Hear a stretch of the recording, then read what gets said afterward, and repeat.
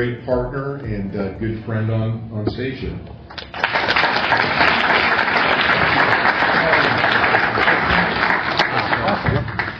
I'm going to do a quick departure from what I was about to start with, though. So first off, good afternoon. Michael Beck, founder, CEO of a little company called Inky GTM. We help tech companies that are operating in the hospitality space go to market through sales operations, revenue strategy. I've got my own clicker, I think I'm self-clicking. Thank you so much. Yeah. And then strategic partnerships. So if you have a software company that's trying to get out in the world and you're working in hospitality, it's usually a little bit, it dries up after a while after you lose your circle that you initially started out with. So my team, we find those strategic partnerships inside of those big companies that are going to be your resellers, your force amplifiers, those companies like if you're going to work with the PAR technology, they'll resell your products, for example.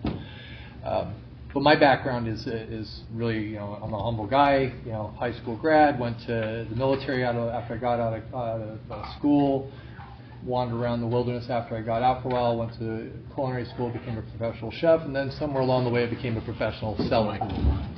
Oh, sorry. Yeah, we got it. Can you guys hear me? Oh, yeah. Hello. I like this. I'm going to beatbox next time. Okay, so just walk out. Anyways, thank you so much. But what I was thinking about, he was talking, when John was talking, is about this idea of AI. And along my journey, I actually met the daughter of the person that was one of the people that started AI. His guy named Dr. John Salmon.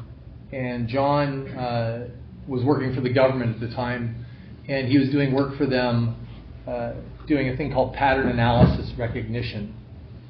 And a couple of weeks ago, I was in Dallas, Texas, and I had the honor of interviewing his daughter, Karen Salmon, who headed up a company called PAR Technologies. That name PAR is short for pattern analysis recognition. And as I was talking to her about it and realized that she was at the genesis of AI, I go, oh my God, what was that like? You were there. And she goes, I don't know, my dad was just at a chalkboard all the time, and I had no idea what was going on. And in the course of our conversation, she said, I really wish I had this picture. He's at a blackboard. It's in black and white. It looks like Einstein drawing the theory of relativity. And after I got done with that podcast I recorded with her, she actually sent me this picture of Dr. Salmon. And as a gift, I figured I'd do a little something with it because it was apropos, and I used a little AI to bring her dad back to life.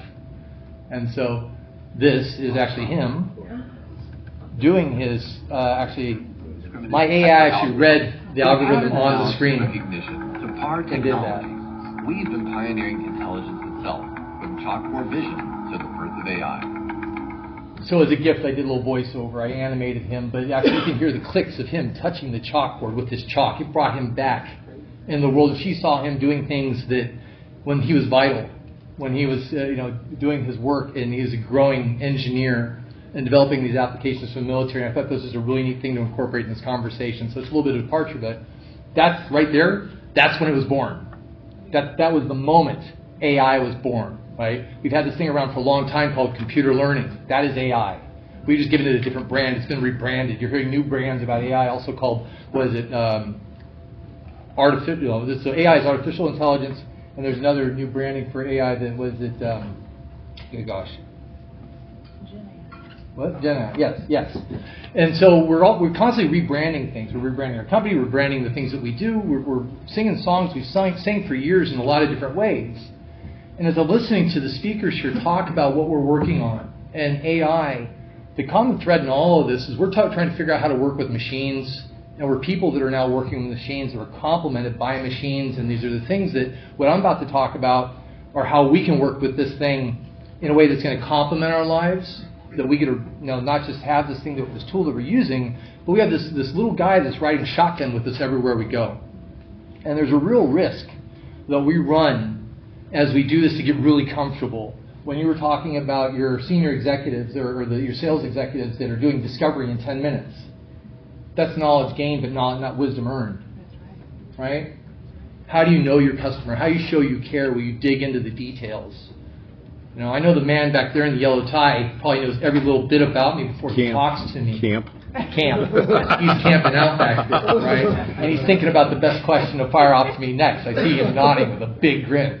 And I love that. And so one of the things I want to start with here, and I'll even pop up my presentation, I guess I need one, is that when I was introduced to Kennesaw State, it was through John Diddick here, and he, for some reason, invited me along for the journey to come by here and talk to the faculty. And what I found here was one of the most delightful surprises of my adult life. I will be honest, I've been very jaded. I look at the world and go, boy, we're doomed. There's a lot of bad stuff going on out there. These kids just don't get it. I don't know what's going to happen, so it's probably the malaise that hits people my age thinking about the new generation. But it's also because I was so detached from the educational system and hadn't been here in 30 years. I didn't know what was really going on. And I spent a day with Camp and some other folks here, and I was beyond impressed. I was so excited. I was so relieved when I left here. I was almost in tears knowing the talent that we're cranking out of these universities, not just, I mean, just namely here, this is my experience, but I have to believe this is happening in other pockets, other places. And I want to just share my personal excitement for this journey that all you guys are on, the organization that you guys are supporting and you've developed, and this ethos that you're creating and the people you're putting in the world. America's going to be just fine. We're going to do really, really well. If people like you guys, like Camps out there, we're going to be great. And I just had to share that personal piece. It is so strong. I believe in you guys because you made me believe in you. And now I did not expect that. So thank you for that gift. Thank you for letting me go home and feel good about where we are as a country, where as a people, and where we are as our future. So that being said, I'll actually give my presentation now. Camp didn't pay you? He didn't pay No, you? no. I think there's like this whole roll of wadded bills that was in my backpack when I got here earlier. But anyway, so yes, I'll jump into my little presentation. So I'm a career seller. I've been selling for the last 16 years in the hospitality industry, specifically technology to hospitality. I started working at an ERP company after I shut down my catering operation. I'm a geek. I like to build computers for fun. I've always had a thing for having a gift to gab. I've never met a stranger. Probably know the type. I have a room filled with them here. And I started working at a company called Altimetrics, and somehow I just had a knack for talking the talk when it came to sales and food tech. And so my first big deal out of the gate was Taco Bell. I got them globally.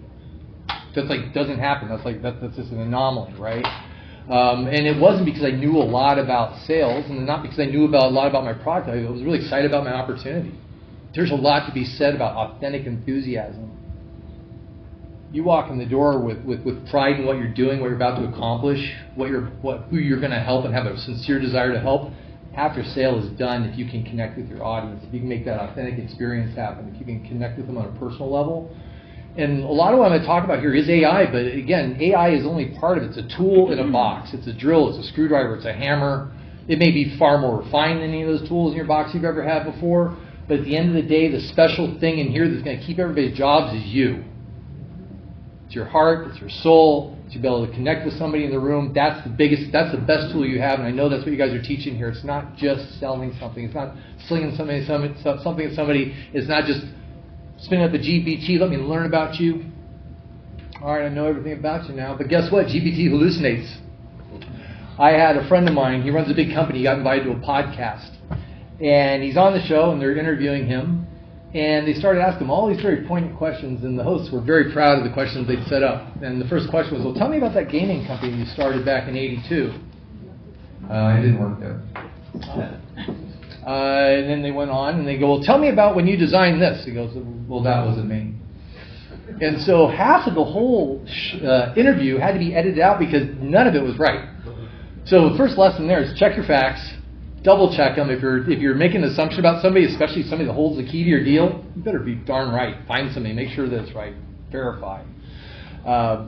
But anyways, it's just I'm going all kinds of directions here because I heard so many good things from my co-speakers here that really layered into my ideas of what we're going to talk about here. You look like a young Christopher Walken in that. Did you? Do I really? Yes. Am I the deer hunter? Yeah. So that guy was me. Yes. I didn't even know that kid. I didn't look like him anymore. Right. One thing about that though, Veterans Day, Happy Veterans Day to everybody. If you have them in your family, one thing that this guy is nothing compared to the people I serve with. There's a guy, his name's Dale Chidester. He just retired last week. He was the smallest guy in my unit. We called him Dickie Dale. And Dickie Dale went on to be the CIO of the agency. He's the CIO right now of the CIA. Like, talk about a guy that has seen some stuff, right? He lives if you look him up on LinkedIn right now, his name's Dale Chidester. He'll say CIO, Langley, Virginia. Nothing else. No company. Every 5 years we have a reunion. We all get together. We go fishing. We go camping, something in my old unit, you know. And before we go, an away team reaches out to us, says, where you been? Who you been talking to? We need to see your bank records. Where are you guys going to go on vacation? No photographs allowed. He's like a Jack Ryan kind of guy. He is literally a spook. He's in charge of all the spooks tech. Like, you want to see stuff that they got good. Or if I'm ever worried about the world, I call him, I go, who do we have to worry about right now? Because that's not who you think. I'm like, okay. And Dale lives in a nice gated community in Virginia, but the difference between his community and ours, it's got walls and guards and guns and dogs. And if things go bad, a hard car shows up and whisks some of his family off to NORAD. He's one of those guys. And he's the littlest guy. He was the one we always left behind because we were going to go out and have a good time, and he was sticking back and working harder. So today's a day, to remember people like that. People that wrote a blank check, they call it. They put their life on the line. They don't know if it's going to get cashed or not. Some people wanted a college fund. He wanted to go on a mission and do something. It was a lifer. There's some really good people out there, just like there's people in here. Thanks for letting me share that part. So what do? Like I said, I have a small company. We help tech companies like John's. For them, we do a lot of media and content. There's a shift that's happened in sales. Somebody said earlier that the cold calling has died off. It's not as effective as it once was, right? And media has taken a big spot now. So building awareness is something I do, something that my team does. We make content, we do podcasts and recording, not so much for the limelight, but the way it opens doors. You can open a door much easier now if you give somebody a little bit of content in exchange for a conversation. Hey, tell me a little bit about what you're working on. Oh, that was great. What do you need? I don't know, talk to your boss one day. Yeah, I'll make it happen. There's some really interesting approaches to media that you can use. The other part, like I said, is strategic partnerships. My last company I was at, PAR, Pattern Analysis Recognition, they're one of the largest POS companies in the world, publicly traded. My last company got bought by them, and I became part of the M&A. But my business partner, who I started my company with, is a guy named Chad Horn, and he helped develop half of their partner ecosystem. Scaling is often done through partnerships, especially if you're a small company. How do you get more boots on the ground when you got a nice product set with a small budget and a small team? You can scale through partners. Find the people that'll say that for you. Find them great strategic partnerships. Co-locate with them at trade shows, things you can do together to get yourself out there more. And then back to media, it's our bread and butter.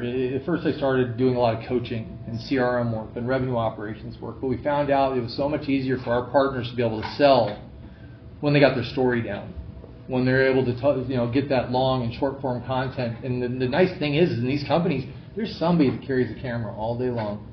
There's somebody that's doing social media. There's somebody that's into it, and you can tap them, and you've got untapped resources inside that building that will give you content that you can use that will be SEO optimized, that the GPTs will latch onto, that YouTube will love. Maybe there's some virality that happens in there, and next thing you know, you're a household name.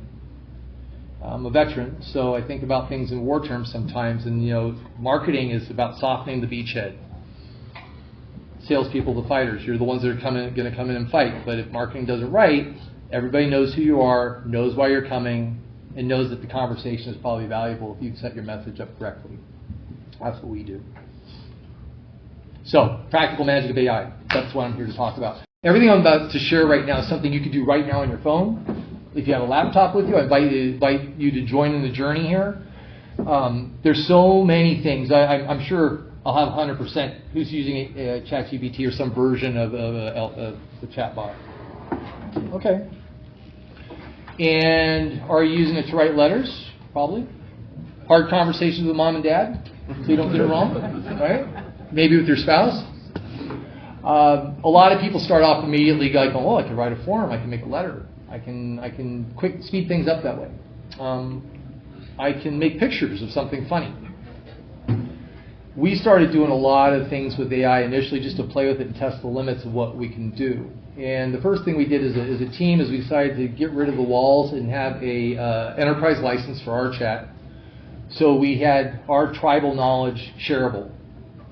I build my own bots, my teammates built their bots, we put in our information as a business, ours consumes all of our proposals, consumes every transcript of every call log that our other AIs pick up. Because now if I want to create a proposal, I hit a button. Just after I had a conversation, because my call transcript pipes into my GPT knows my pricing, that then creates a proposal, and my proposal is actually perfectly done. It's heard every word that the CEO said when I wasn't paying attention or doodling, or my ADHD brain flew off somewhere else. It's really freaking cool. Like, you don't miss the stops. Now you just have to proofread it, make sure it's right.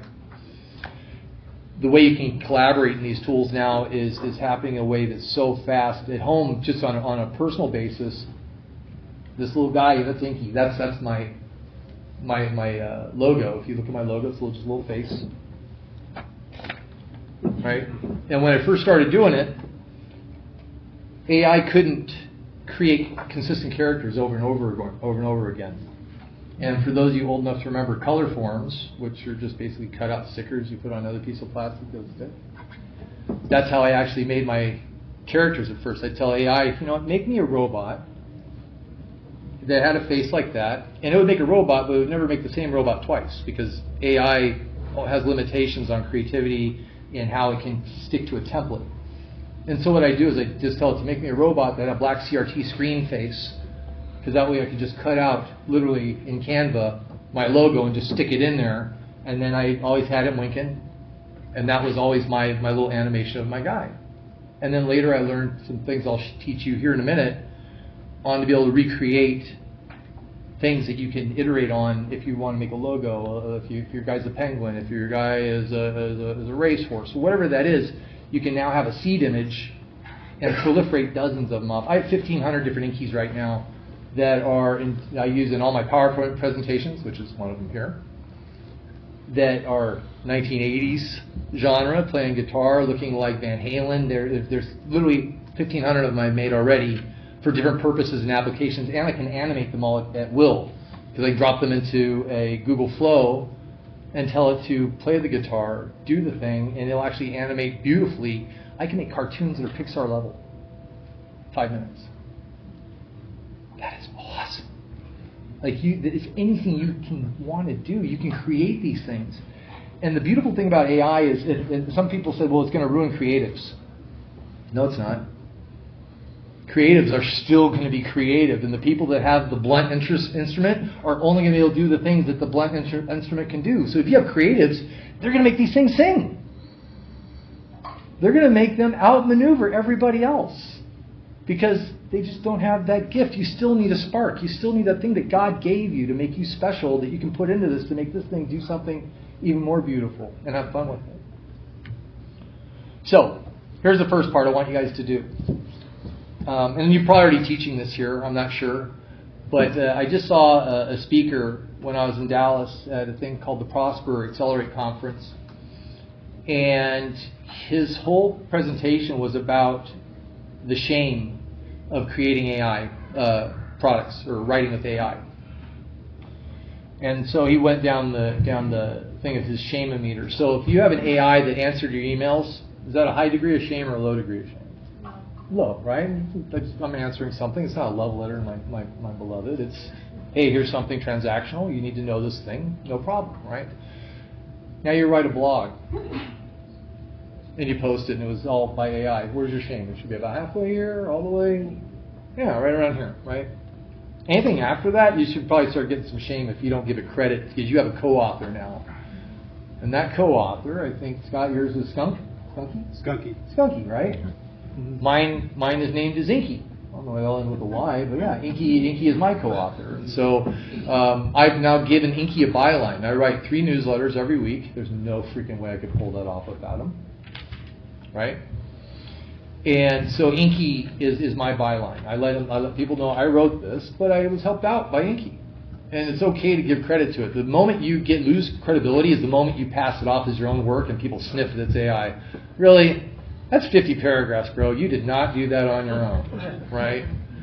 And so please, please, please, if you're going to do this, let people know. You'll lose credibility the moment you don't. If you don't let people know, they're going to spot it. And the moment they spot it, you've taken a step back you might not recover from. You want to keep that credibility in the marketplace. And it's okay to use AI. It is your caddy. You don't have to carry your bags everywhere you go. It's okay to have the caddy. Just let people know. Give the caddy credit, right? So make a byline. Let people know. If you did AI, it's okay. In fact, McKinsey just got in a lot of trouble because they posted some data in overseas that said it was all theirs and it was AI, and it blew up on them. Big companies suffer from this too. Law firms suffer from it. So make sure that you put out there who did this thing with you, and also might actually mitigate something if it didn't go quite well. So, no-code stuff that you can do right now. So, I know you've done it. Who here has created a digital doppelganger? Okay. Who here doesn't know what a digital doppelganger is? Right. All right. So, digital doppelganger is your AI, and you can do this no-code, meaning you don't have to have any coding skill at all. You just have to know how to open up the spot in ChatGPT or Gemini, where you populate it with information about you. Here's some letters I've written. Here's email responses I've written. Here's proposals I've given. Things that are genuinely yours, authentically yours, things you've written. Now it knows how you write. Now when it starts producing content, it's going to base it off of your writing, not the slop that's out there. There's a thing, and I think it was, I think you were talking about it before, Keith, there's a giant pool that the LLMs pull from. And so if you say, hey, give me a response about this specific subject, you're going to get a response. And then you go out, you do the same query somewhere else on the planet and touch on that same LLM, guess what you're going to get? Same response that he got, and now you're sending out to somebody else. So what a digital doppelganger is going to do for you is if you create that, populate it with your information, the way you do things, and now it's giving you responses, your responses aren't going to be like his. They're going to be authentically yours. They're going to sound like you. They're going to be really close. Now you can move with speed, but now you can move with some authenticity to it. Should you buy it all? No, you should probably proofread your stuff. Make sure you do read through it. There's times I've got, ooh, I don't want that in there. But make a digital twin of yourself. Put your content in there. Put your proposals in there. You can make digital twins of your business. Here's every proposal we ever did. Here's every RFP we ever got. Here's every RFP response we ever gave. Guess what? I need to respond to this RFP. That goes in. Answers come out. Half your work's already done. Now you just got to update the answers to make sure it's the new you. But if you're dipping into the same bucket that everybody else is, you're going to sound like everybody else, and you're going to be like everybody else, and now that's when your job is on the line. There's nothing special about you. Now you are the AI. You're just regurgitating whatever it's giving us. You are the most special thing that's on this earth. God made you this way. Use it, love it, because nothing will replace that. And if you put that into the things that you're using, it's going to be so much better. So, I think I already just said this part. Yeah, it's about, but there's a sea of sameness. Don't be like everybody else. I mean, how many people have gotten? Can you guys see AI now when you get content when somebody sends you an email? This guy obviously is nodding his head, right? It's egregious sometimes, right? I actually entered the dating world again pretty recently, and I've been getting a woman I dated sent me this thing I thought was really nice, and I go, I copy paste it in my ChatGPT and goes, yeah, absolutely, that's AI. Here's the recurring thing. Here's your general themes. Here's the softening statement. This is 100% AI. I'm like, and I busted her chops. I'm like, really, you wrote me an AI love letter? I was kind of hurt, right? And there's actually some beauty in flaws. There's a lot of beauty in flaws. If you don't have it perfect, that's okay. Now, numbers, don't screw those up. But actually, in the AI world, it's actually kind of refreshing to see a little glitch. I'd rather see a little glitch than an EM dash. Does everybody know what an EM dash is? Yeah? For those who don't, it's a defined signature that you just got an AI. It's longer than a hyphen, right? It's a double dash long. You just got a piece of AI that just got sent across, right? And the more that we see these things, the more we're aware of them. It's like, oh, hey, how you doing? Oh, that's ChatGPT. Now, it's getting scary close. All right, you can make videos that are pretty scarily close. Like Dr. Salmon on the board, they're drawing. Like, nobody would have known that wasn't just a clip that I did. There's some wild stuff going on. So, ChatGPT for branding. There's a lot of things you can do when you say, I'm starting a new company, or I have an existing company, and you haven't gone through the brand standard exercise. Right? It's almost, excuse the term, what would Jesus say? What would Jesus do? That statement there. Your brand should be that way. If you go to a company, you should be able to talk to them, and everybody says almost the same thing. What's that lens by which the company talks? And when we work with our clients, we say, if your company were a person, what car do they drive? What music do they listen to? What clothes do they wear? Where do they hang out?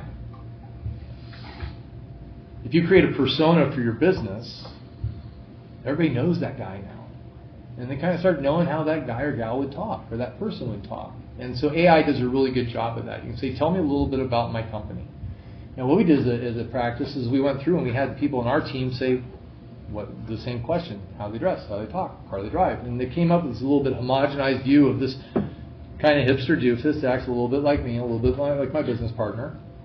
But now we're on brand. We know exactly who we are when we're in the marketplace, how we behave, how we write, our style. Some companies, if you're in finance, you're probably going to be a little more buttoned up. If you're in marketing and in a people business, you're probably going to be a little more relaxed with your language. And depending on what you're selling, I know Camp is not going to be the hipster goofball. He's very professional. But there's a lot of fun in being serious. This guy eats it up, and I love his deportment there, right? You don't have to be one or the other. You can be serious. You can be serious. You can be fun. You can be fun being serious, or serious about having fun. But somewhere in the middle, you live, And I guess why I'm rambling about this is I do worry that with these tools, we do have an opportunity to get lost in what's special about us. And we're here to be special. We're here to be different. We're here to own every part of that, every inch of that. So brand voice, that's a great way. You can go through these exercises. And again, if you're washing all your content through this thing, you're building these digital doppelgangers, you can have it do an audit. Now, based on what you know, tell me more about us. What are we? How do we act? What are our core values? It'll actually pull out that stuff from there. It's really wild. Inky. So Inky, back to the color form and trying to come up with my character, the way that you get a consistent guy or a consistent iteration of something, you create a seed image. You can do it with Claude, ChatGPT, Sora, what's the one from Discord? They'll come to me later. But any of these tools that make images, right? Make one. Find the one that you really, really love, and that's now your sacred piece. It doesn't change. It is canon. And then everything else derivates off that. Now you just take that little guy and you go, hey, I need to make me a new one. Right? Here's the image. And Inky is actually pretty specific. He always wears a red life jacket like Michael J. Fox from Back to the Future. Right? He always has red Converse sneakers on. He always has a whip antenna with a green glowing light on it. And I actually thought about, well, heck, maybe I can have a little desktop tchotchke one day where I trace the Smurfs and Dilbert put together. And I have the tech bro doing his thing. I got the angel investor doing his thing. And basically, somebody walked up to my desk. The light's green if I'm open for collaboration. It's yellow if I'm in the middle of something. Red is, you better leave me alone or it won't be good for you. Little side journey. But once you have your seed down, now you just tell it what you want. Right, and you actually tell your AI. In fact, I'll jump out here real quick to show you. In here, if you see my ChatGPT, I have this thing called Inky Town, and in Inky Town is everything, all the Inkies I've ever made, and in there is also the instructions by which Inky operates. Whoops, is this it? Hold on a second. Let me see. Otherwise, I'm not going to suck it here for you. All right, I won't spin my wheels. I won't be able to find it. Hey, it was in here somewhere. It's coded how Inky is built. There we go. Project. 1 second. Instructions. There we go. So yeah. So it says here, And you can get it, so when you build these little projects, you say what the definition of everything you do inside that project is, right? And so he is a mascot named Inky. He's a happy little robot that's a personification of connected technology and AI, the internet, mobile devices, VR, AR, and exists to be a bridge between tech and humanity. It's a whole lot I put into defining who Inky is. Down to his jacket, down to his shoes, down to the reference image. And then the way I want him created. He's always created with a transparent background unless otherwise said. He has always created a 16:9 format. Right? This is probably going a little weeds here for you, but do you realize you can sit here and hit a button and have any image you want based on your source image, the way you want cranked out? Like this deck I'm showing you here I made in less than 15 minutes, minus the tweaks. I'll show you how to do that too. Yes, sir? You use Mid-Journey, was that you're thinking of? Thank you. Dolly, Yes, Mid-Journey. Mid-Journey was the one that's made by Discord. Yes. Currently, which one's your favorite? I live in ChatGPT now. Okay. Yeah, the tools for image creation have gotten so kind of competitive. GPT-5 is super strong. There's also this thing like how many people did a land grab when AI came out and started buying every tool you could find? I did. You know how many subscriptions I have right now that are now dead that I don't give a crap about, but I've paid for an entire year because it's such a deal at $300-400, but it's the tool that's just so antiquated. Tip: don't buy anything long term in AI. Right now, it's going so fast. Whatever you get today will probably be replaced tomorrow, rolled into some other tool. So, but yeah, so you make some instructions, and now you have this thing that is canon. It knows exactly how it's supposed to be, behave, what the output's supposed to be. And now every time I want an Inky, give me an Inky presenting to KSU, right? And he will be. He'll be sitting here in the room presenting to the faculty. I'm really bad at typing when people are looking, by the way. But I'll have it, and I don't have my seed up right now. Let me see really quick. So my seed image. For some reason, GPT doesn't want to play with me on the seed image so much. There he is. Look at him. He's so cute. But if I do this, we'll come back to him after it starts running, presenting. On audience. Told you it's the audience that gets me. Intro magazine. And so now I have my seed linkage, seed Inky, and now it's going to create one. We've all kind of done this exercise before, I'm sure. Everybody's made images, right? But what you'll see is a very specific Inky. It won't be random. It'll be exactly what I asked for. So back to my presentation here. So consistent character, we'll come back to that. And I think it kind of covers it. I don't want to go on too much on this one subject because there's other places to go. Any questions on just character creation, making things using GPT? Here he comes. He's winding up. Yes, sir. Oh, yes, sir.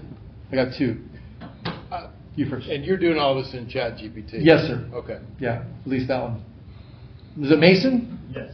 Memorable guy. I remember you. Yeah. Yeah. So my question comes. I kind of have a doppelganger in ChatGPT. Awesome. My question is, how much do you, or are you willing to share with it, based off kind of like security issues as well? That's a really good question. There's a reality too around these. These aren't your models. They don't belong to you. It goes into some pool. It's not a walled garden. I think philosophically you got to make your own guesses. I wouldn't put corporate IP in there, any kind of secret sauce. I keep that out. But the moment you start carrying around these, you kind of gave up a lot of privacy out of the gate. So it depends on what generation you are. You might be more comfortable. I'm pretty comfortable with it. If you want to steal my identity, go for it. You can pay my bills. Yes. Wait, did that answer the question? Yes. Okay. Yes, sir. You said you've built computers before. Yes. When's the last time you've done that? And have you considered, getting like a actual graphics card and making like a locally hosted model for security reasons? I've seen some people buying a bunch of NVIDIA cards and making a computer that's like actually run off their own power for security reasons, or maybe it's trained more specifically. Have you ever considered doing that? Already done. Yeah, so I built a new rig last month, 5090 RTX card in it, newest chips, memory out the wazoo, so to speak, and it's coming to life. Huh? How'd you get a 5090? Because I'm gangster. There you go. So you just have like a desktop Yeah, I'll show you pictures afterwards. Like, it's my baby. Have you considered? I've seen setups where they literally just have a locally hosted farm of like 10 4090s or something ridiculous like that. Challenge though, there's a power bill that counts. Yes. And until I can hack into the local grid and get it for free, I can't afford it. Yeah. I live in Florida. I think my monthly bill in summer is $900 to $1,000 a month without that thing running. Well, if you ever need to get rid of your 5090, I have a 4070 Ti super well. Love it. Absolutely love it. No, it is something. And I've been tinkering for a long time. It's super fun. My rig's liquid cooled. It overheats sometimes if I run too much stuff on it, even with all that cooling. So. Run that Intel or AMD processor? Intel. We can definitely swap notes. Any other questions? So my guess and from perspective, He's probably going to bring me back home too. A small organization. Do you see this growing where organizations are providing brand identity protocols for people who are generating images? You know, like social media came out, people were doing social media, and the companies said, wait a second, we got to put a chokehold on that. And because the messaging going out inconsistent, you see a time where companies are going to start having brand identity programs for these types of tools. Yeah, 100%. I believe that's in place now. I mean, I do work with Esper as well, also with Microtouch, and I've had conversations with their marketing where I've done some really fun stuff with fireworks and blowing up their logo. Like, that looks great, but you can't do that. Right? Brand standards have to be kept. I would let you do that. I think I did actually when we did the thing at the Cosm. But no, brand standards are so incredibly important. Not for the ones that do amazingly well and do something beautiful, and it's sad that they can't let that stuff shine, but it's for the other people that are making stuff that will drag the brand down. They have to maintain that, you know. But I do believe that at some point there will be a agent that each company will have that will say, for example, Charlie Tuna. My grandpa was with Starkist for years. And so, yeah, you want to do Charlie Tuna, anything? Yeah, go in the company thing. It will produce it for you. We will know it's to specs, and you can have it doing anything you want. Within reason. Within the specs of what that thing is. I mean, there's going to be guardrails up, I right? think it's helping out on sales enablement and other tools. Oh, yeah. Yeah. Oh, yeah. Yeah, Like, yeah. I mean, like this deck here, this is all inkified all the way through, and just because I generated an Inky for each little page that I was going to put on there that was contextual with the thing I'm talking about, right? You know, that worked into the gamma? Is that what you had? That's where we're coming up next. Spoiler. Okay. No, we're really going there. So, anything else before we move on? Let's go back and see how Inky's doing too, by the way. And there's my Inky presenting to the audience. Right? It's him. There's no derivation or deviation from what the original image was. It goes right in line with him. I could literally put him into Google Flow right now and have him give a presentation on that. What are those? Whiteboard, right? And I can have the audience clapping. He'll even give you the audio to go with it. It's what we can do now is incredible. Like, what a great time to be alive. You know, Star Trek didn't have it right. Like, they undershot it. We're so far beyond the future of what they had in mind, but that's like beaming places and stuff like that. We're working on it, but we'll continue to boldly go into the future. Oh, absolutely, absolutely. So let's go back, and we're going to go now to John Henry and the steam drill. Does anybody know that story? What is it? I wanted to see if the new technology was greater than the greatest human. Yeah, pretty much, right? Turn of the century, the advent of the steam drill came, or the steam engine came. And before that happened, it was hard-working men with chisels, hammers, dynamite, blowing holes in rock, and making their way through the side of a mountain. And one day this guy comes along with a steam drill and says, I can do it faster than any man ever could. And John Henry famously said, no, I will beat that steam drill. And there was a famous race, and I don't know if it was actually true or not, but it was the tall tale is John Henry fought the steam drill, and they worked side by side. And John Henry did beat the steam drill at the end of that, but he dropped dead right at the end of that moment when he had his moment. And the reality is we're not fighting the steam drill, we're working with it, just like we have every time a new piece of technology has come. The people that resist are going to probably lose, excuse the term, drop dead, or not be able to compete. And the ones that do will be able to use this thing and get through the living rock so much faster, right? And so that's the thing I'm about to show you. Is I had a choice of some tools I could bring to the table to show everybody, to give you an idea of what's possible now. And this one of them I'm going to show you today is a thing called Gamma. Who's using Gamma today? Awesome, awesome. Maybe it's Gamma. Beautiful. Those of you who haven't seen it before, this could probably be the most exciting figure to see all week. All right, I got 10 minutes. All right, so we're going to go into Gamma. And by the way, that presentation I've been showing you right now is a Gamma presentation. Gamma can do websites. Gamma can do anything where there's a presentation to be done. And I just figured, let's just go real fast here. Once I hit play, I want somebody to run a stopwatch. Let's make a presentation. I'll take an idea from anybody in the room. Quick, quick. Who's got an idea of presentation? You. Formula One. What? Formula One. All right, what are we talking about?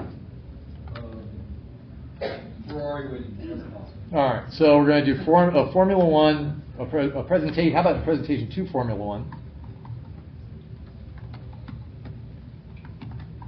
About bringing in Ferrari as a new sponsor. How's that? Okay. Make this compelling to investors and the C-suite. It's going to have one more layer of refinement. I think I'll just do it that. Just for now. We'll be rough and dirty here. Let's see. And I need to choose my palette, which is fine. Quick. Okay. And why is this doing this? Hold on a second. I got cocky. And now I'm going to generate my presentation. Hit stopwatch, I think. You'll start to see it writing it here in a second. There we go.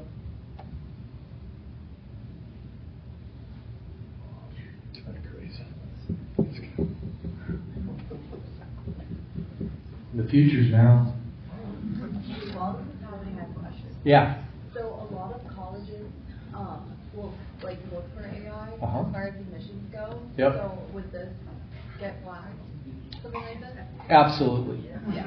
Absolutely. But this is your co-author, right? So this just gave you a framework to work with. Now, I got lazy and I gave it 3 things in there, right? Now I could take that initial prompt and then I could write my thoughts around it, and this is what you should do. Put all your own personal thoughts around this thing down. Then you can put the prompt into a ChatGPT, refine this and make it into a prompt for Gamma, right? And if you want to make it even better, say make it a JSON prompt, JSON prompt, which will give more detail. Drop that in, and then hit play, and then you'll have something far more robust than this crappy presentation I just made in 43 seconds. But let's see what it came up with, kids. Let's do a fresh presentation. Here we go. Right? Why Ferrari?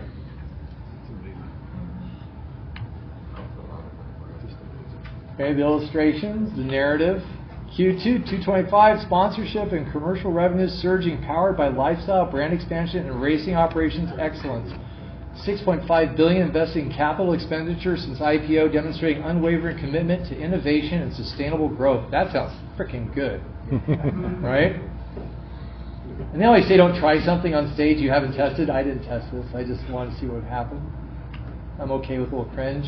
But look at this. 500 million global audience, 3x engagement boosts. I mean, there's a lot of good stuff. And it'll do sliding graphs and charts. And if you hover over, it'll give you a tooltip to say what the values are. And think about it, he did this in what, 40 seconds? 45 seconds, right? That is gangster. Yes, sir. So, like the 6.5 billion euros, how comfortable are you on a scale of 1 to 100? Like 100, they're setting like your surgeon's using that to save your life. That data point 1, you don't care. If I'm on a plane, how comfortable are you with the data, the numbers? If I'm a plane flying to see the guy, I probably wouldn't show that. I'd need to research. If I'm making an emphatic statement I'm putting on there, I'd still research what that data is. I'd probably use a GPT to do it. But. If you're building out a financial model for your own business Yeah. today, and you were running various inputs, and then a lot of assumptions, multiple spreadsheets, how comfortable are you with it? If it has my data, giving you absolutely. accurate info back versus some kind of hallucination now? Yep. If it's running off my data, I'd have complete confidence in it. Use my data set. Use it. We use what we've had in it. Point it to that area all day. All day. Who else? Yes. As early career sales professionals are entering the workforce and as managing these individuals, how do we encourage them to use AI but still develop the skills and honing in on crafting good storytelling and being challenged to continue to hone those skills and not just resting on the tools? I love that question. I think it goes back to algebra. Show your math. Show me how you got to that place. Give me your outline. Because if you do that, it's completely defendable. We started here, right? Here's what it gave me. Here's my collaboration point where I stepped off to my next iteration. And then you see the human fingerprints throughout it. But if they can't show you the pre-work, then clearly they just hit play. Yeah. Thank you. Good question. Anybody else? All right, I got one more cool example. So how much time I got? You got a couple minutes. All right, I got a couple minutes to wow you one last time. Hopefully I wowed you once. So, all right. So what I wanted to show you next is I'm going to just jump around. So anybody familiar with Fixer AI? Copian knows it. Anybody else got Fixer in their library? All right. So Fixer AI is a tool that answers your emails for you. So when I come in the morning, I live at a 0 email every day. Right? I go in, I look at my folder, it says drafts. Those are all people who wrote me something and needed a response. All the responses are written. I just have to proofread them. Yep. Send. Done. Everything else is informational. I know what's going on based on that. And Fixer also happens to have a transcription tool. So when I say, there's Fireflies, there's lots of different tools you can use to transcribe your calls when you're on a meeting with somebody. I even have a clever slide in my deck that I've just blown away here. But anybody, you guys, who's been to a concert recently? All right, when you were there, how many phones were in the air? There was a 3DS. Okay. But there's a lot of people with phones filming, right? And so this is an analogy. I used to get in trouble when I was in school because I'd be so busy taking notes. And the teacher would yell at me, "Hey, what did I just ask you?" I had no clue. I'm just putting it through my brain on the paper. I'm taking good notes. I don't hear a damn thing he's saying, right? I think it's the same analogy when people are going to concerts. They're watching the concert through their phone and they're not hearing the music. They're not being in it. They're not experiencing that concert. I think the same thing happens when we're in a conversation with somebody. We're busy taking notes on what they're saying. We're probably not catching it all. We're not being present. So now we have these AI note takers. It's going to take all my notes. It's going to catch the things that my ADHD brain to catch because a fly flew through the room or I heard a sound. But what happens is when I'm done with that conversation and I want to move to the next step, because I was smart enough to ask for the next step, and I did book the next meeting, I did ask for the order, they want a proposal.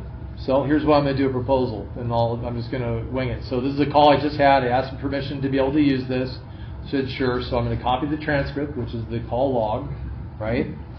And I'm going to go back to my old friend GPT over here, and I'm going to go to my buddy the wordsmith. All right? And I'm going to say, take the following and write me a proposal for this prospect.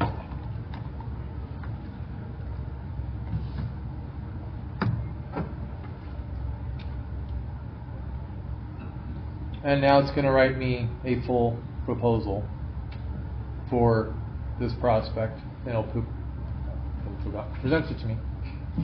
It's going to think about it for a second. Now here we go. Here's my proposal. Executive summary.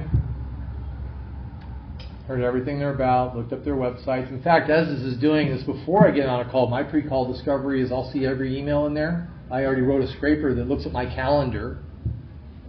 Wakes up every day, sees who my meetings are with. It looks up the domain by which that meeting is with, the people on that. It tells me who I'm meeting with, gives me a synopsis on each person. It tells me about that business before I ever get there. I didn't do any research. How did you build that scraper? It was just a no code. Here's the things you will do today. But yeah, here we go. Objectives.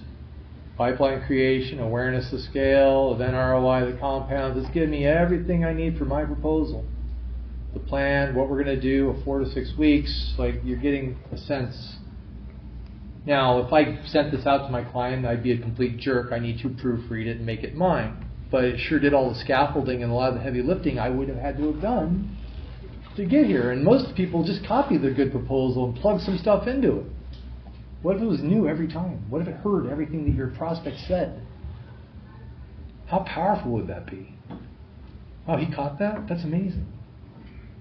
So that's what I got to share today. I hope this is valuable to you. I know I went in a bunch of different directions, but that's me. Well, there's my little guy at the concert with people around him watching through his screens, right? But my name's Michael Beck. It's been my honor to talk to you. And if you have any questions, I am here for you. I have my business cards ready. It doesn't have to be commercial. I just love to help people. That's what gives me joy. That's why I'm here. That's my why. So thank you.